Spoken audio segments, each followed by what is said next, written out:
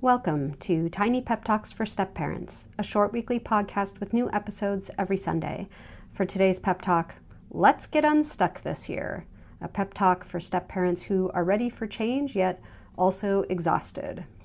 Depending how your 2025 went, you might be feeling just a wee bit of trepidation about what's waiting for us over the next 12 months. Like, oh, hey, 2026, it's so nice to meet you. But would you mind taking off your coat and emptying all your pockets before we let you in? Thanks so much. And I get that. I feel like Dan and I have had a few years in a row like that, actually. I can't stand the feeling of bracing myself for a new year. So for the 2025 into 2026 transition, I've tried easing my way over that threshold instead.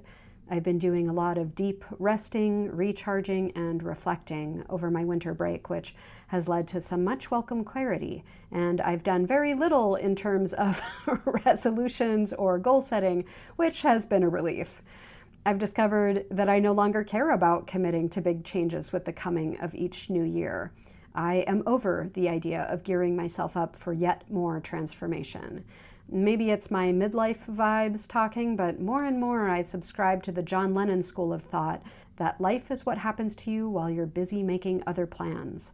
So I'm not making plans for the new year, not really, but I am making some different decisions, choices related to better self-care and more joy.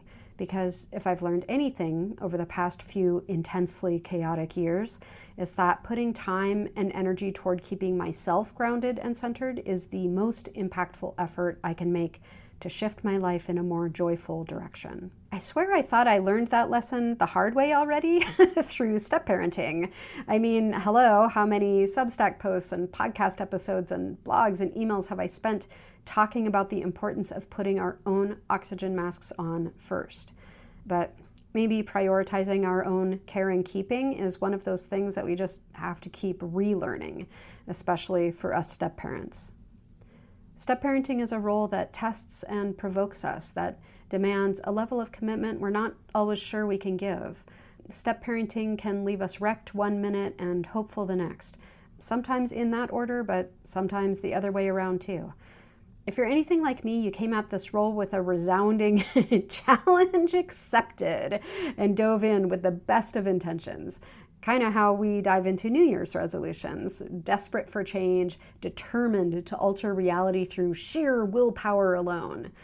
I charged through my earliest years as a new stepmom like a friggin' bullfighter, fierce and fearless, never once stopping to consider whether channeling bullfighter energy was, in fact, the best way to blend a family. If you would have told me back then that baby steps were a better way forward, I would have said that was bullshit. If you would have told me that it takes 5 to 7 years to blend a family on average, and that what most needed to change was not Dan's kid or his lackadaisical parenting or even his ex's unhinged behavior, but me, that slowing my own roll was what most needed to change, I would have told you to fuck right off with that nonsense.